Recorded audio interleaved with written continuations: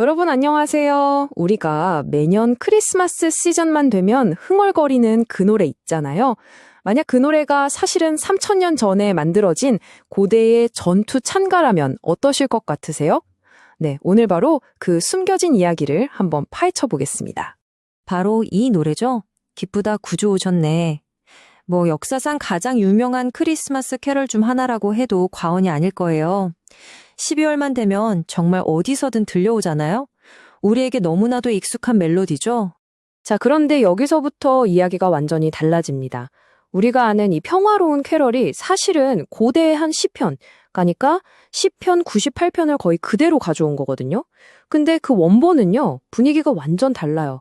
이건 마치 승리를 거둔 전사들이 부르는 우렁찬 함정에 가깝습니다. 네, 그래서 오늘 이 캐럴의 고대 비밀을 한번 파헤쳐 볼 텐데요. 작곡가인 아이작 와츠가 그냥 영감만 좀 받은 수준이 아니에요. 이건 거의 시편 98편을 18세기 버전으로 번역했다고 봐야 합니다.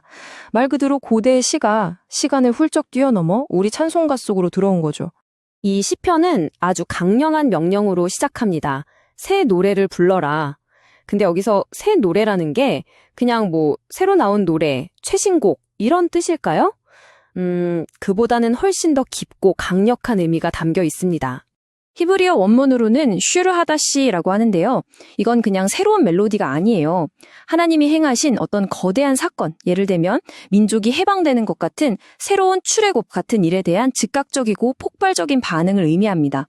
이건 단순한 노래가 아니라 역사의 한 장면을 담은 생생한 외침인 거죠. 자, 이제 이 시편이 얼마나 정교하게 설계되었는지 한번 들여다볼까요? 이건 그냥 감정을 쭉 나열한 게 아니에요. 와, 이건 정말 천재적인 문학 건축물이라고 할 수 있습니다. 이 시는 교차, 대구, 구조라는 아주 세련된 문학 기법을 사용하는데요. 어려운 말 같지만 사실 간단해요. 마치 거울처럼 혹은 샌드위치처럼요. A, B, C 순서로 이야기를 전개하다가 다시 C의 핵심을 딱 짚고 B, A 순서로 돌아오는 구조예요. 가장 중요한 메시지를 정중앙에 두기 위한 아주 영리한 장치죠. 자, 이 구조를 한번 보세요. 정말 기가 막힙니다. 하나님의 구원으로 시작해서 온 인류의 찬양으로 이어지고요.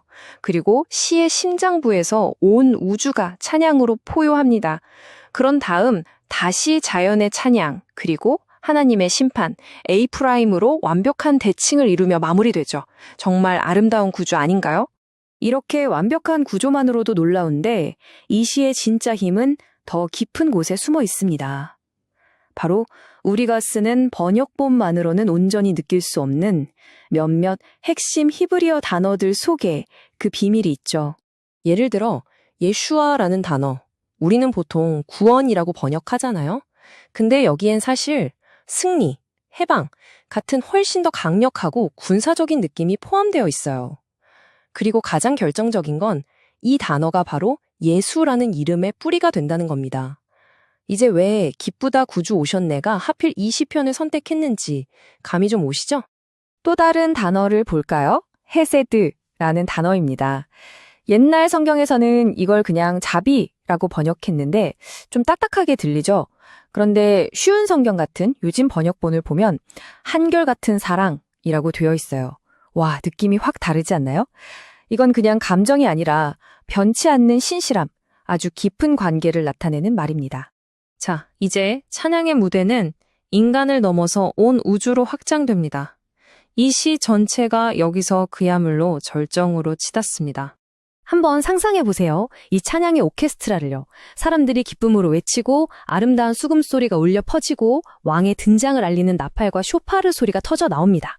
이건 조용한 노래가 아니에요. 왕을 맞이하는 거대하고 웅장한 축제인 거죠. 그리고 이제 자연이 동참하기 시작합니다.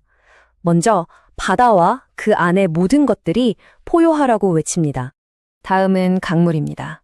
강들이 손뼉을 치라고 해요. 와, 정말 놀라운 상상력 아닌가요? 이 엄청난 기쁨을 표현하기 위해 마치 강물에 생명을 불어넣은 거죠. 그리고 마지막으로 산들도 함께 즐거이 노래하라고 합니다. 바다와 강과 산, 온 창조 세계가 하나의 거대한 합창단이 되어 기쁨의 노래를 부르는 장엄한 그림이 완성되는 순간입니다. 아니, 도대체 왜 이렇게까지 하는 걸까요? 온 우주가 이렇게까지 기뻐하며 축제를 여는 이유가 뭘까요? 그 이유, 즉, 이 위대한 축제의 목적이 바로 마지막 구절에 나옵니다. 바로 그가 세상을 심판하러 오시기 때문이라는 겁니다. 근데 잠깐만요. 심판이라는 단어, 이거 좀 무섭게 들리지 않으세요? 뭔가 잘못해서 벌 받는 느낌이잖아요. 하지만 여기서 말하는 심판은 우리가 생각하는 것과는 전혀 다른 의미입니다. 여기서도 핵심은 바로 원어에 있습니다. 심판하다라는 뜻의 히브리어 리슈포트는요, 단순히 죄를 벌하는 게 아니라 다스리다, 통치하다, 그리고 가장 중요하게는 모든 것을 제자리로 바로잡다라는 뜻을 가지고 있어요.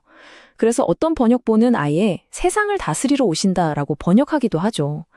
이건 법정의 심판이 아니라 정의로운 왕이 와서 모든 걸 바로잡는다는 의미입니다. 이제 모든 조각이 맞춰지시죠? 왜 강과 산들이 노래하는지요? 억압받고 소외된 사람들에게 이 심판은 두려움이 아니라 이 세상의 모든 잘못된 것들이 마침내 바로 잡힌다는 최고의 소식인 겁니다. 정의로운 왕이 오신다는 약속이죠. 바로 이것이야말로 온 세상이 기쁘다 구주 오셨네를 부르는 진짜 이유입니다. 이 3000년 된 노래는 오늘 우리에게 이런 질문을 던지는 것 같습니다. 지금 이 세상은 어떤 새 노래를 부르기를 기다리고 있을까요? 무엇이 바로잡혀야 하고 우리는 어떤 승리를 노래하기를 갈망하고 있을까요? 한 번쯤 생각해 볼 만한 질문인 것 같습니다.